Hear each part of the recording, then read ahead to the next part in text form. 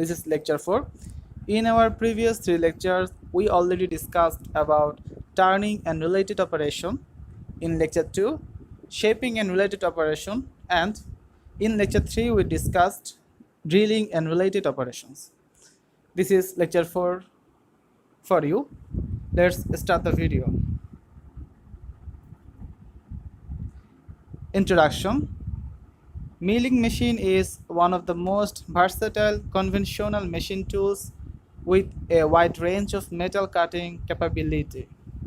Milling is capable of producing simple two-dimensional flat shapes to complex three-dimensional surface configurations.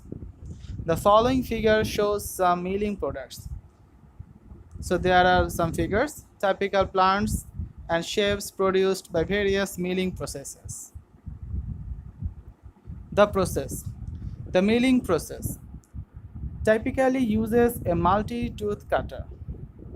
Work is fed into the rotating cutter, capable of high MRR, well suited for mass production applications.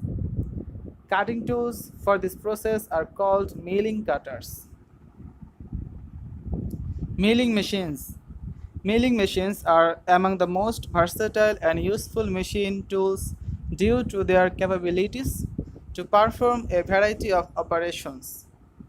They can be broadly classified into the following types: column and knee type milling machines. Column and knee type milling machines used for the general purpose milling operations. Column and knee type milling machines are the most common milling machines. The spindle to which the milling cutter is may be horizontal milling machine, vertical milling machine. This is a horizontal milling machine. There is a figure.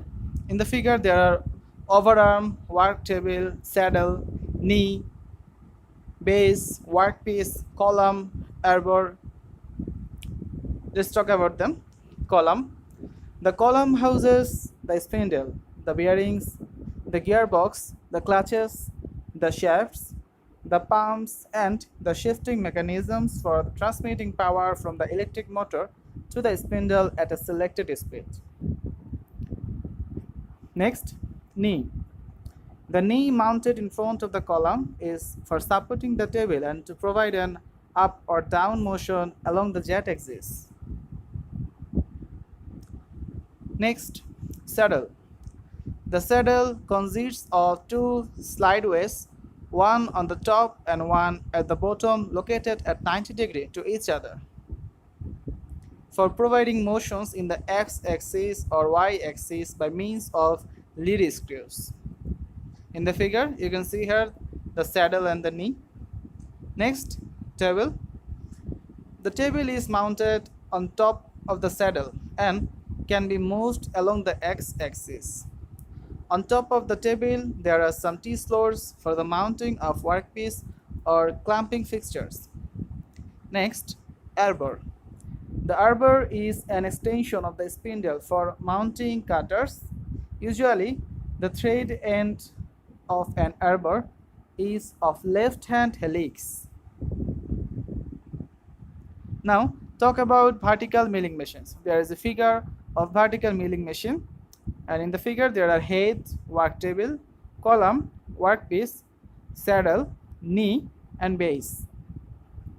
Let's talk about them. At first, column. The column houses the spindle, the bearings, the gearbox, the clutches, the shafts, the pumps, and the shifting mechanisms for transmitting power from the electric motor to the spindle at a selected speed. And that's why column is used. Then, knee. The knee mounted in front of the column is for supporting the table and to provide an up or down motion along the jet axis. Next, saddle. The saddle consists of two slideways, one on the top and one at the bottom, located at 90 degrees to each other, for providing motions in the x-axis or y-axis by means of lead screws. Next, table. The table is mounted on top of the saddle and can be moved along the x-axis. On top of the table, there are some T-sloters for the mounting of workpiece or clamping fixtures. Next, milling head. The milling head consisting the spindle, the motor and the feed control unit is mounted on a swivel base such that it can be set at any angle to the table.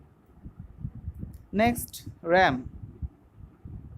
The ram on which the milling head is attached can be positioned forward and backward along the slideways on the top of the column.